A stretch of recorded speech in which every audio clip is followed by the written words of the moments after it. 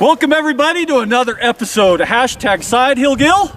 I got a special guest with me today up on Highway 4. It is May 2nd, 2020. Or it's like we call it, COVID-19 2020. A little bit of dirt showing, but if I'm not scared, I could guarantee you Taylor Dolph is definitely not scared. Drove 4 hours over just for this, right? So everybody meet Taylor Dolph from over in North Tahoe. Founder, president, and creator of the Lake Tahoe Snowmobilers Club, right? Sure. So I'm gonna pop a little something on Taylor today that relates to our snowmobile community, something that's been going on the last few days on the snow. Taylor, what's the first thing we do today before we get on our sleds and take off out of here? Our beacon check. Beacons. May 2nd, we've got dirt showing. I've got my beacon right here. I'm gonna power up. I think Taylor's already beeping, so he was beeping on the truck to the sled. Now, let me bring up a little story, guys, real fast before we get going. Why? In the last two rides, I've had guys ride with me in these conditions, hard snow, spring, dirt rock. Hey, we don't need beacons, right? Nothing's gonna slide. This is spring, it's May. Leaving the beacons of the truck. The message I send, you go out on your sled, you always, always, always turn your beacon on and wear it.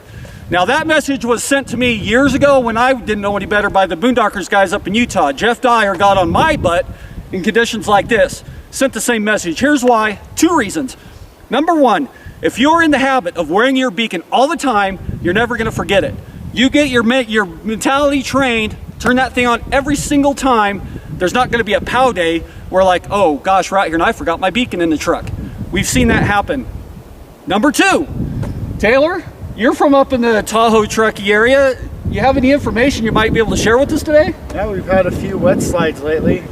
One involved two skiers taking out a husband and a wife, and the wife had to be airlifted. So there's still the possibility of a slide happening. It's warming up, really getting high temps here in the high country, and it's it's warming that snowpack up, and it's just not holding. It's starting to slide. Absolutely. Cornices break, wet slides. I've been caught in a wet slide myself years ago. And like Taylor said, within the last week, two skiers were caught in a wet slide. I saw the pictures in the video. Both sides of the drainage were burned off to dirt. Wet slide came down the chute. The wife was airlifted out due to injuries, and that was the last week of April. So it's not something to take lightly. Don't let conditions trick you into believing everything's okay. So do it to keep your mindset and keep yourself mentally trained to always do it, and do it for safety. Yes, sir. So thanks, Taylor. Yeah, thank We're you. gonna get Taylor out. This is his first time technically hitting the Highway 4 backcountry, as last year he came up and joined us at Sled Fest at the ski resort.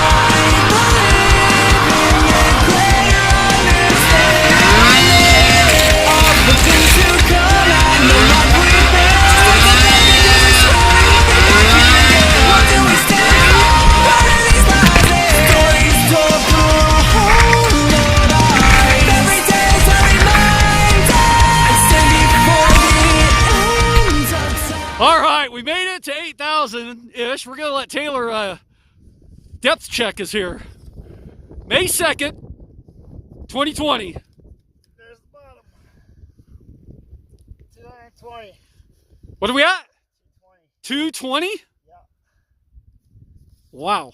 All right, I was gonna guess like 3 feet. So still good 6 foot base right here. Nice. 1,000 feet.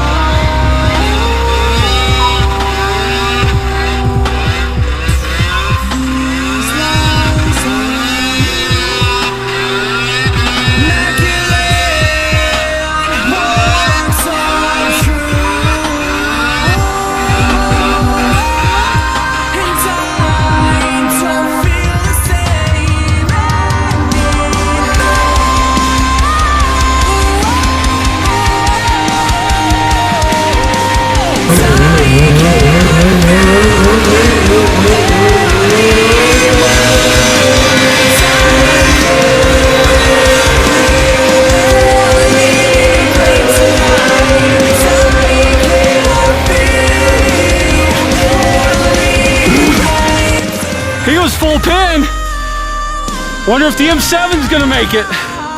Sketchy!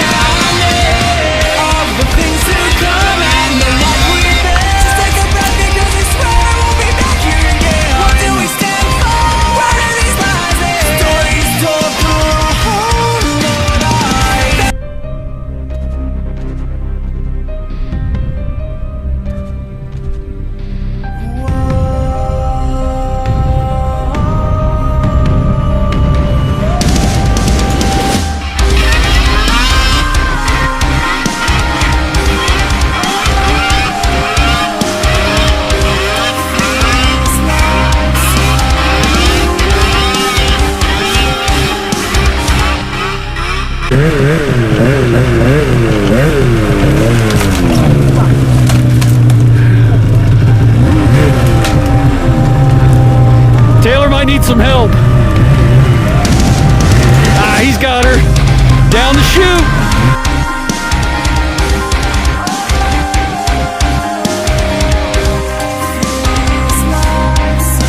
Heck of a day, May 2nd, 2020.